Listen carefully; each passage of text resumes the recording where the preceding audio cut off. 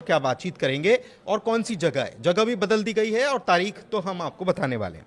एक बात, दूसरी तरफ चीन ने अपने पत्ते खोल दिए हैं और चीन ने क्या कहा है इसके बारे में भी आपको बताएंगे। एक नए हथियार का जिक्र अमेरिका की तरफ से किया जा रहा है और कहा जा रहा है कि वेनेजुएला हमने इसी का इस्तेमाल किया था। अब वो कौन सा हथियार है, क्या है, उसको समझने की कोशिश करेंगे और ट्रंप का दावा कितना दमदार है इसकी भी बात करने की कोशिश करेंगे और समझेंगे उसको।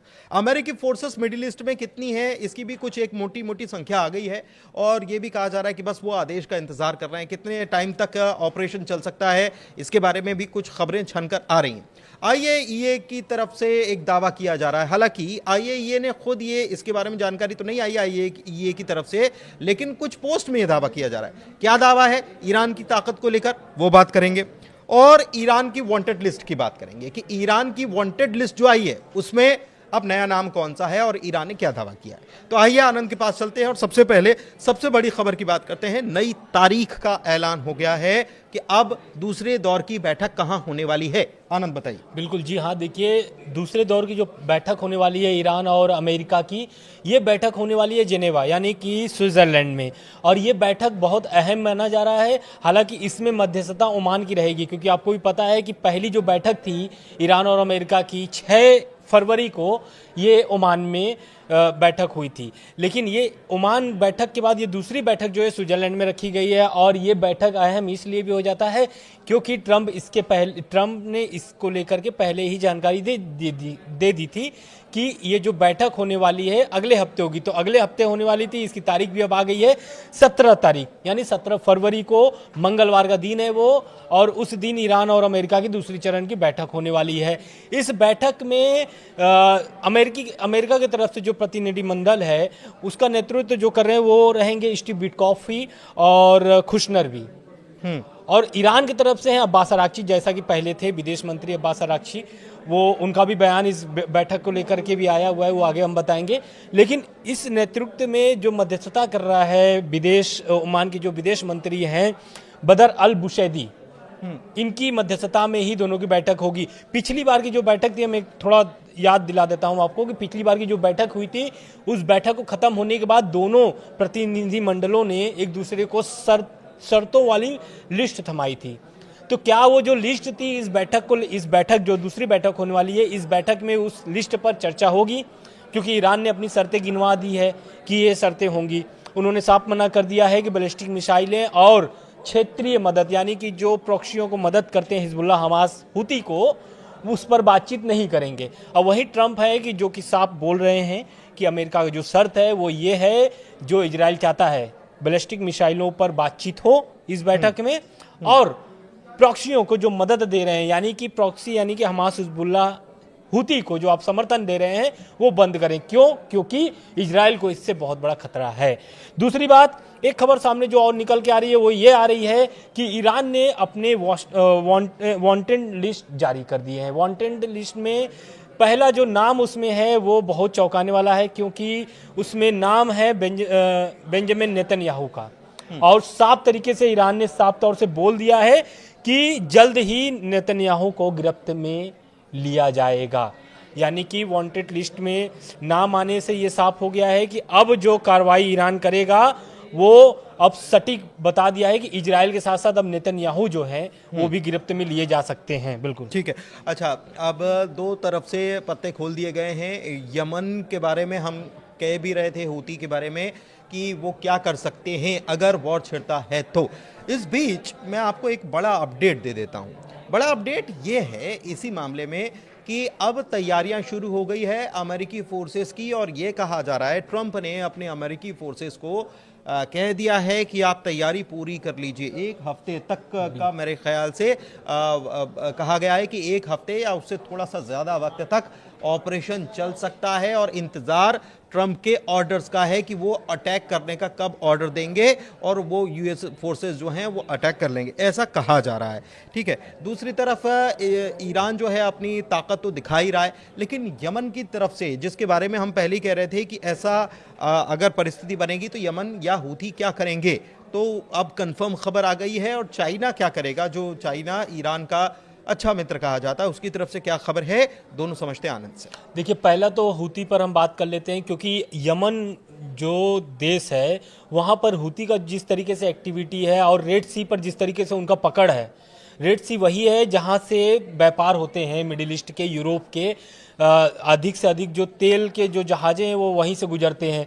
और यहाँ पर हमेशा से आप देखेंगे तो हुती जो है इजरायली और यूएस के जहाज़ों पर अटैक करते हैं। तो इस बार जो है कि पिछली बार भी एक धमकी दिए थे, लेकिन इस बार उन्होंने साफ कर दिया है, चेतावनी भी खुली दे दी है कि अगर ईरान पर आप कोई भी बड़ी कार्रवाई करते हैं या फिर अटैक करते हैं तो रेड सी पूरी तरीके से रेड यानी कि खून में बदल जाएगा। क्यों? क्योंकि जिस तरीके से अमेरिका का लगातार बयान आ रहा है और इजराइल के बेंजामिन नेतन्याहू प्रधानमंत्री जो है वो पहुंचे भी थे वाशिंगटन, वहां पर पहुंच करके मीटिंग भी की थी और वहां पे उन्होंने अपनी शर्तों भी रख दी है कि मेरी शर्तें क्या हैं, इजराइल की शर्तें क्या हैं।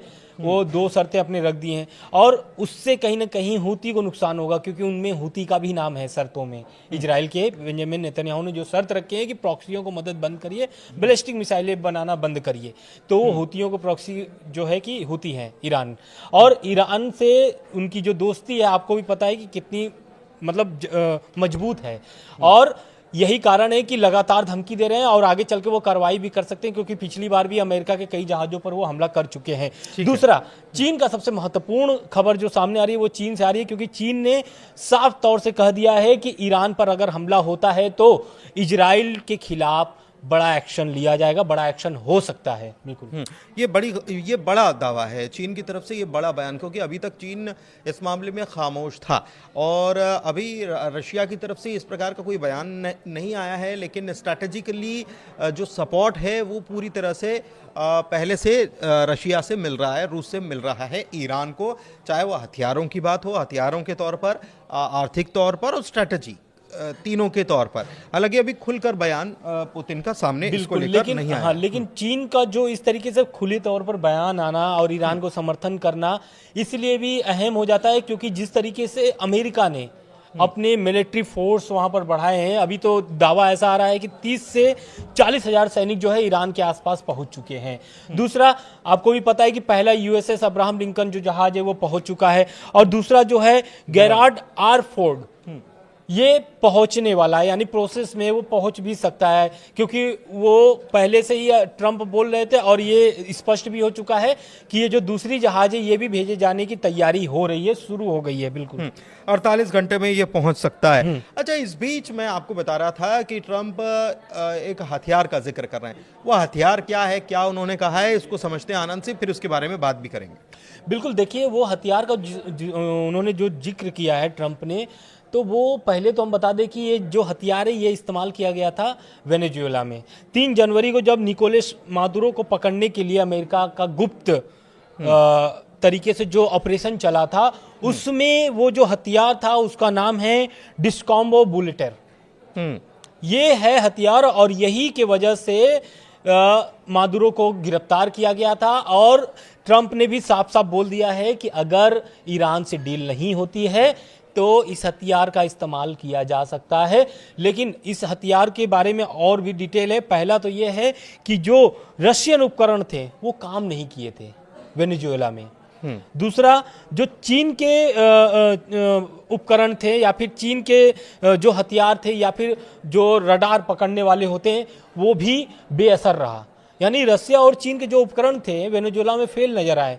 तो अगर ये हथियार का उपयोग अगर ईरान में होता है तो क्या ये रूस और चीन का जो उपकरण है या हथियार है जिससे वो पकड़ लेते हैं कि ये चीज़ें अभी गतिविधि शुरू हो गई यूएस की, और वेनेजुएला में तो पूरी तरीके से फेल नजर आया है। लेकिन क्या ईरान में अगर ये इस्तेमाल होता है तो रशिया और चीन आगे क्या कर सकते हैं। बिल्कुल, आनंद ने जो बात बताई है, आनंद की तरफ से नहीं बताई है, वो ट्रंप के दावे की हम बात कर रहे हैं। अब आनंद, ये दावे में कितना दम है इसको लेकर थोड़ा सा हंसी भी आती है। बिल्कुल, इसलिए हंसी आती है क्योंकि हम देख रहे हैं कि रशिया और यूक्रेन के बीच एक बहुत लंबे समय से वॉर छिड़ा हुआ है, जंग चल रही है, अमेरिका हथियार भी उपलब्ध करा रहा जी। तो भाई ये हथियार जो छुपा कर रखा था अमेरिका ने, ये यूक्रेन को क्यों नहीं दे दिया? लाखों करोड़ों रुपए नहीं, डॉलर्स खर्चे होंगे। बिल्कुल, समय भी बर्बाद हुआ, लोगों की जानें भी गई, लोगों की जान जा रही है। तो आप यही कर लेते। बिल्कुल, आप ये नहीं कर सकते। हाँ। और ये आप जो दावा कर रहे हैं, पहली एक बात, दूसरी बात, चलिए यूक्रेन छोड़ दीजिए कि यूक्रेन एक अलग मुल्क है, हाँ। उससे उससे अलग जंग लड़ी जा रही। आप ये बताइए कि ये हथियार, इस हथियार का इस्तेमाल इजराइल को देने के लिए क्यों नहीं किया गया? बहुत अच्छा दोस्त है। बिल्कुल सही कह रहे हैं आप। इस हथियार का इस्तेमाल ईरान में अभी तक आप डिप्लॉय कर रहे हैं, एक गेराल्ड R4 आप भेज दे रहे हो। हाँ। दूसरा, ठीक है, पहले से एक मौजूद है, तो वेनेजुएला में तो ऐसा नहीं किया, वेनेजुएला में तो ऐसा नहीं किया, नहीं किया, बिल्कुल। 30-40 हजार फोर्सेस भेज रहे हो। हम्म। तो 30-40 हजार फोर्सेस, इतना सारा डिप्लॉयमेंट, आसपास सऊदी, यूएई, कतर और बाकी जगहों पर, वहां पर आप आपके जो थार्ड और दूसरे पेट्रियट एंटी एयरक्राफ्ट सिस्टम लगा रहे हो, एंटी मिसाइल सिस्टम लगा रहे हो। ये काहे के लिए? तो ये आपने तो वहां पर तो नहीं किया। वहां तो आप ये दावा कर रहे हो कि एक आप, हमारे पास एक ऐसा जादुई चिराग है, डिस्काम्बो बुलेटर। डिस्काम्बो बुलेटर, और इससे रशिया और चाइना का कुछ हो नहीं पाया और बेअसर रहा, सारे बेअसर रहा। उपकरण। तो अगर आपके पास इतनी ताकत थी, तो फिर आप बैलिस्टिक मिसाइल क्यों चिल्ला रहे हो? आप बैलिस्टिक मिसाइल क्यों चिल्ला रहे हो? आप पहले ही कर देते। और रिजीम चेंज करने की बात आज से नहीं, कब से कह रहे हैं, कब से कर रहे हैं, और यही 12 दिन का जब युद्ध हुआ था तब से वो कह रहे हैं। हाँ। तो आप मुझे ये समझाइए कि 12 दिन में आपने B2 बॉम्बर्स डिएगो गार्सिया से उड़ाए और वहां इतने वो बड़े बड़े बंकर बस्टर्स बम जो हैं वो दागे, और उनको जो नहीं फटे उसको ईरान ने अपने कब्जे में लेकर रिवर्स इंजीनियरिंग कर ली, और आपको तब ये डिस्कॉम्बो बुलेटर नहीं याद आया? तो ये ट्रम्प है। बिल्कुल। मतलब आप क्या कहेंगे? ट्रम्प अगर ये दावा कर रहे हैं तो अब क्या ही कहा जाए। अगर ऐसा होता तो इतने दिन तक ये टेंशन, बातचीत, मीटिंग, बैठक, इधर से उधर, बेंयामिन नेतन्याहू जा रहे हैं, वहां पर बोल रहे हैं, इतनी तमाम चीजें जो हैं, इतनी तमाम चीजें देखने को नहीं मिलती। कुल मिलाकर कुल जमा बिल्कुल। बात ये है। डिस्काम्बो बुलेटर होंगे उनके पास, हथियार वेनेजुएला पे इस्तेमाल भी किए होंगे, रूस और चाइना के उपकरण भी फेल हो गए होंगे, चलिए मानते हैं, लेकिन क्या ये डिस्काम्बो बुलेटर आप ईरान के पास भेज करके आप खामनेई को, जिस तरीके से आप बोल रहे हैं कि रिजिम चेंज करेंगे और खामनेई को अपनी गिरफ्त में लेंगे, ऐसा उनका दावा है, या फिर उनके तरफ से जो सोर्सेस निकल के आ रहे हैं उनके तरफ से ये निकल के आ रहे हैं कि आप इस तरीके से कार्रवाई कर सकते हैं, लेकिन क्या ये कार्रवाई करने के लिए आप पहले 40,000 सैनिक को भेज रहे हैं? नहीं, ये एक देखिए, एक बात में समझ में आती है कि ये जो गेराल्ड R4 जो है, हाँ। ये सबसे बड़ा जंगी बेड़ा कहा जाता दुनिया का। बिल्कुल। इसमें ऐसा कुछ सिस्टम लगाया जा सकता है या लगा हो सकता है, और इसीलिए शायद इसको भेजा जा रहा हो, ये बात भी समझ में आती है। लेकिन अगर इसको भेजा जा रहा है तो पहले फिर अब्राहम लिंकन को क्यों वहां पर आपने डिप्लॉय करके रखा? इतने सारे जेट्स को क्यों ब्रिटिश एयरफोर्स का भी मदद लिया जा रहा है। हाँ। इसमें ये भी खबर आ रही कि उसके विमान जो हैं वो भी वहां पर आ रहे हैं। वहां आप आपके जो ड्रोन्स हैं उनसे भी आप निगरानी कर रहे हैं। तो ये जो है, ये चीज़ें, ट्रंप का दावा जो है फिलहाल के तौर पर तो सतही नजर आता है। और दूसरी बात आपने जैसे कि अमेरिका जो दावा कर रहा है, तो इसकी वजह से तो चाइना और रशिया सबसे ज्यादा टेंशन में होंगे कि हमारी चीजें काम नहीं की। बिल्कुल। मतलब आप समझ रहे हो कि ये बहुत बड़ा दावा कर रहे हैं वो कि हमारी चीजें ही काम नहीं की। तो फिर यूक्रेन में कुछ क्यों नहीं किया आपने? रसिया यूक्रेन की बात आपने किया तो एक मैं और इस पे अपडेट्स आए, मैं उसको बता दे रहा हूँ कि ईरान की जो बैठक होने वाली, ईरान अमेरिका की स्विट्जरलैंड में जिनेवा में, यही इसी जगह पर ईरान का बैठक अलग होगा, लेकिन रशिया, यूक्रेन और अमेरिका की भी यहाँ बैठक होने वाली, त्रिपक्षीय बैठक होने वाली है, जिसमें स्टीव विटकॉफ इसमें शामिल होंगे, और ये ईरान की बैठक के पहले या ईरान की बैठक के बाद होगी। तो ये रशिया यूक्रेन की तरफ से एक अपडेट है, ये हम आपको जानकारी देने के लिए किया हूँ। अच्छा, वो ग्रीनलैंड पे दावा करते हैं, ये क्यूबा पे दावा करते हैं, तमाम जगह दावा कर रहे हैं, तो वहां पर, अरे वो तो वहां तो ऐसा इतनी जंग और उनके पास तो इतनी मिसाइलें नहीं है, कर लेते क्या?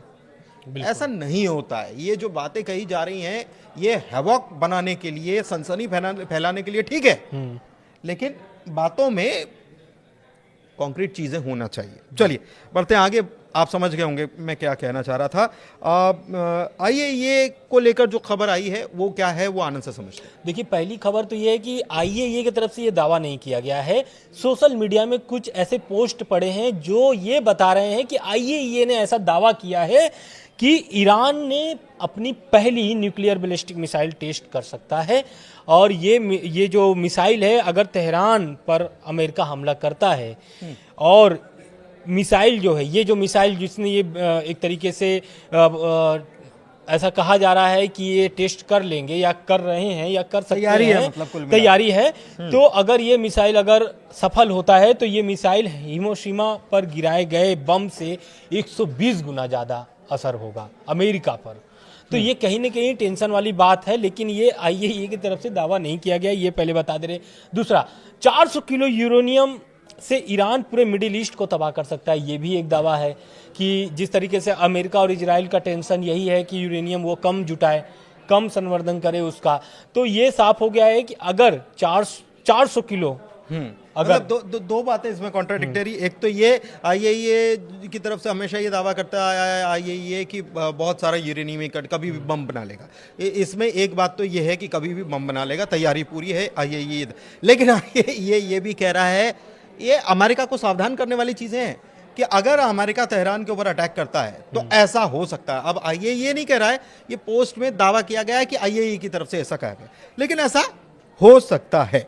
ट्रंप ने एक बार फिर से रिजीम चेंज करने बिल्कुल, ट्रंप ने देखिए रिजीम लगातार वो बोल रहे हैं, लेकिन अब जो इतनी बैठकों के बाद, मतलब इतनी बातचीत के बाद दूसरी बैठक की भी डेट आ गई कि 17 फरवरी को बैठक होगी, इसके बावजूद ट्रंप फिर से बोल रहे हैं कि ईरान में जो है कि सरकार चेंज होनी चाहिए, रिजीम चेंज होनी चाहिए, और ये ही ईरान के लिए सबसे अच्छी बात होगी, ट्रंप का कहना है।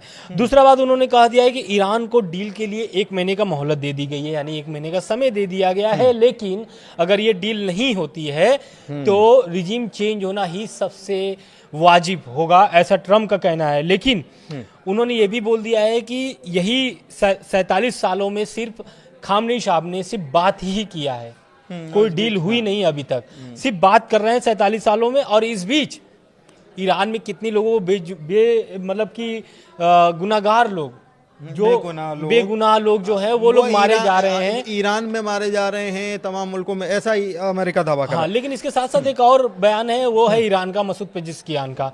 मसूद पेजेश्कियान जो है ईरान के राष्ट्रपति हैं, आपको भी पता है। उन्होंने इस बयान के बाद एक बयान उनका आया है कि ईरान की जो सरकार है वो अपनी गलतियां मानने के लिए तैयार है, लेकिन जो हुड़दंग लोग थे, यानी कि जो प्रदर्शनकारी हैं, वो पहले अपने चीजों पर एक तरीके से वो बात रखें, एक्सेप्ट करें कि उन्होंने गलती किया है, उन्होंने ईरान में हिंसा भड़काई है, उन्होंने तोड़फोड़ किया है, मस्जिद जलाई है। उनको पहले ये चीज स्वीकार करना पड़ेगा, क्योंकि अगर आप ये स्वीकार कर लेते हैं तब ये आप माने जाएंगे कि आप ये एक देशभक्त हैं ईरान के। नहीं तो अगर सिर्फ आप तोड़फोड़ कर रहे हैं, मस्जिद जला रहे हैं, लोगों की हत्याएं कर रहे हैं, और जो मतलब प्रोटेस्ट में शामिल नहीं है उनको भी लोग गिरफ्तार कर ले रहे हैं। ईरानी सरकार कर रही है कि हमारी तरफ से गलती हुई है, हम मानने के लिए तैयार हैं, जो गलती हुई है उसको सुधारने का भी प्रयास है, लेकिन जो प्रदर्शनकारी हैं वो पहले अपनी गलती स्वीकार करें, और उनसे हम बातचीत करने के लिए तैयार हैं, बातचीत करें और बातचीत से सोल्यूशन निकलेगा। ठीक है, ब्लेसिंग्स कहते हैं मसूद पेजेश्कियान, ब्लेसिंग्स कहते हैं कि प्रदर्शन जो है वो ब्लेसिंग्स है, यानी वरदान है, आई ओपनर का काम करता है। लेकिन उसकी आड़ में अगर आप हिंसा करोगे, आगजनी करोगे, ये तमाम चीज़ें बर्दाश्त नहीं होगी। एक बात। दूसरी बात कि अब चलते चलते एक बात और मैं आपको बता देता हूँ कि ये जो ट्रंप रिजीम चेंज करने और तमाम बातें कर रहे हैं, बोल रहे हैं कि 47 साल से यही हुआ वही हुआ।